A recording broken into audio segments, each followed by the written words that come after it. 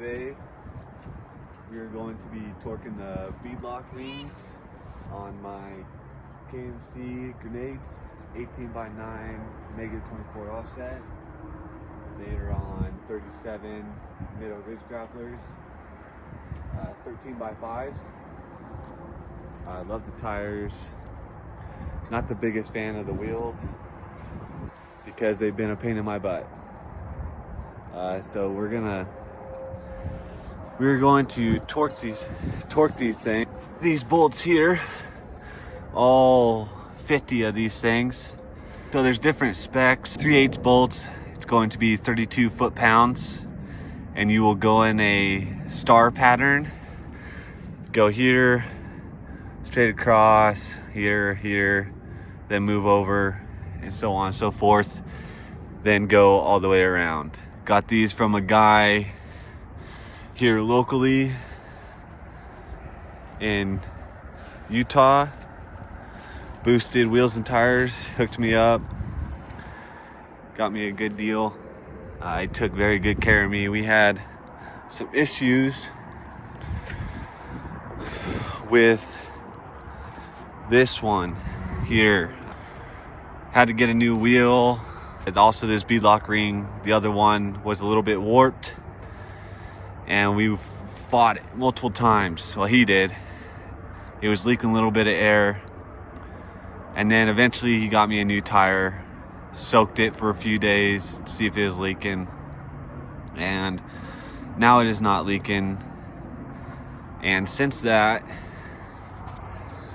it has pretty much ruined beadlocks. Honestly, I don't recommend getting beadlocks as for your daily drivers. Two of my buddies have beadlocks, and one of my buddies has the same beadlocks, and he's had no issues. So with my luck, I've had a lot of issues, and I will not get beadlocks again on a daily driver. But they look so clean, and I love them. We have it, driving with these things a lot to torque them, probably once a week, and also winter time, and in Utah with the salt, even just road grime in the winter, to probably wash them once a week, especially with milled or polished aluminum. Take care of them if you don't have a set of wheels for the winter. I have yet to torque them. I don't have all my tools here. They're all back in Oregon. 14 millimeter socket, but it was 1/2 inch drive. And the 1/2 inch drive sockets will not fit in there. So I had to get this 1/2 inch female to 3/8 male drive to fit my 14 millimeter 3/8 drive socket.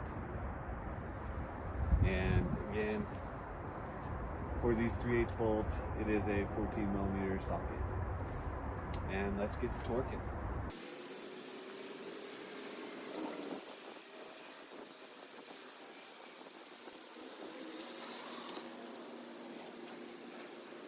It's also a good idea to have a paint marker to paint, because it's kind of hard to keep track. And that's what the guys at Boosted did, is they painted each one they did. So far they're all tight. My old man said there's going to be a bunch loose because I have yet to torque any of them. It's been about 3 weeks. I've been waiting for the tools since I don't have mine.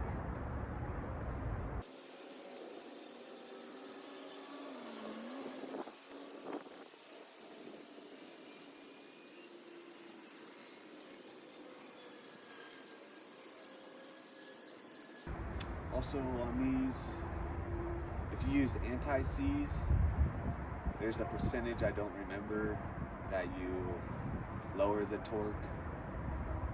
So I believe I saw it online, KMC online, 32 foot-pounds for the 3/8. It's like 24 foot-pounds if you put anti-seize on these bolts on the outer ring. Boosted did not put anti-seize on the bolts. So we're doing 32.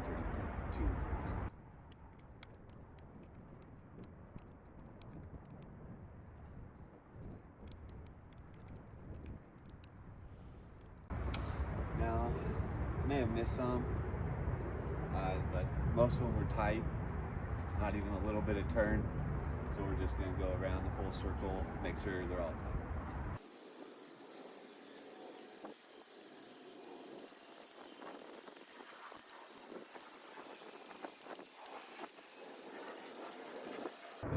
All good. One wheel down, 3 more to go.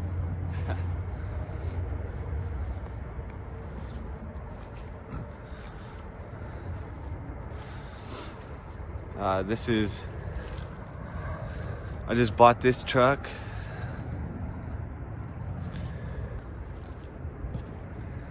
This truck is a 2023 F-350 Lariat. I got it there at Summit Trucks in Utah.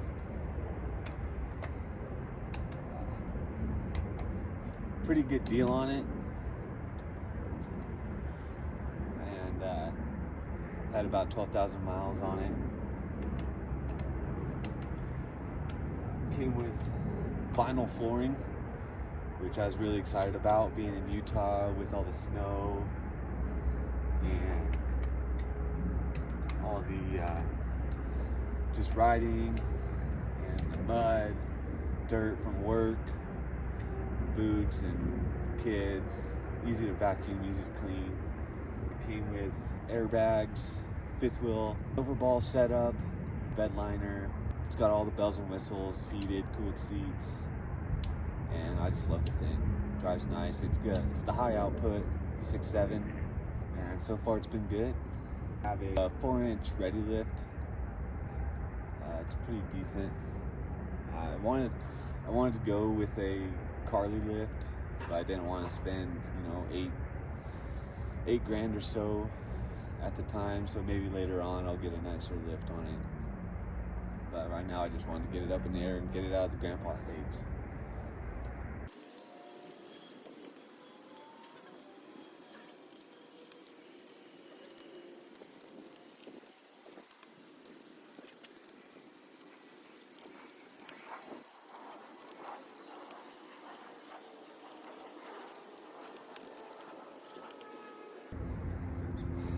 Now,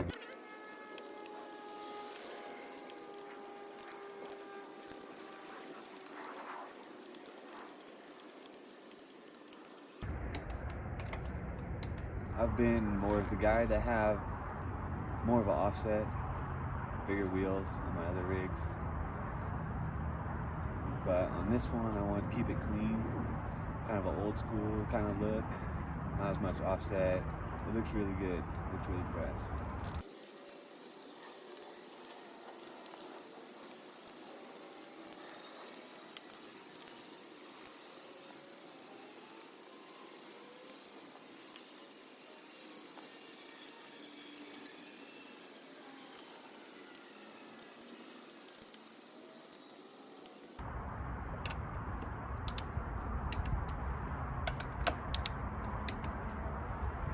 It does ride fairly smooth.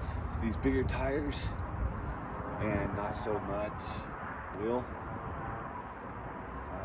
Very so often I have to air them up. Not too much. Just a couple PSI. I usually run about 50 PSI, 47, 50. So it's a little less air, and you can go out in the sand or anything when I go to the dunes. Stuff like that, you could air these down 2 PSI, whatever, not pop the bead. So that'll be nice when I do that, but I never had that problem with my bigger wheels.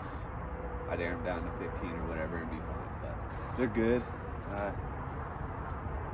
Not too bad at fuel mileage with these wheels and having lower PSI. I haven't towed the trailer yet, so we'll see how that does. Here's in the air pressure, and guess we'll find out.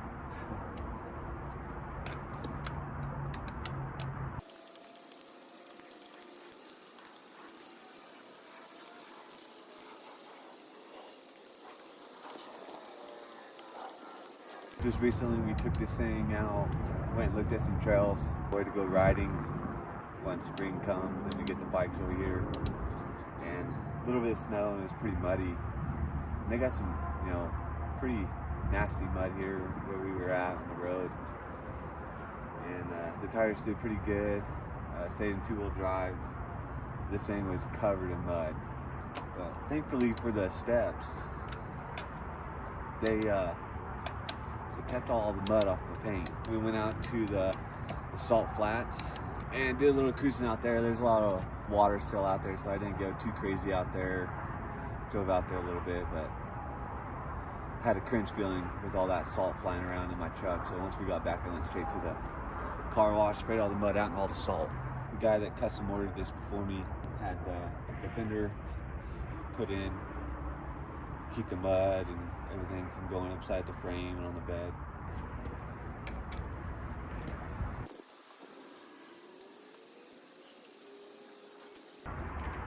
The thing when I bought this truck, it had a crappy bed cover on it. And I looked up inside the bed, checked it out at the dealership, and there was a 60-gallon slip tank in it. And I was like, damn, I didn't know it came with a slip tank. And the guy's like, oh, I didn't know it came with one either. So, it came with a 60-gallon slip tank. And I told him to take that bed cover off because I didn't want it. It was one of those vinyl ones. It was trash.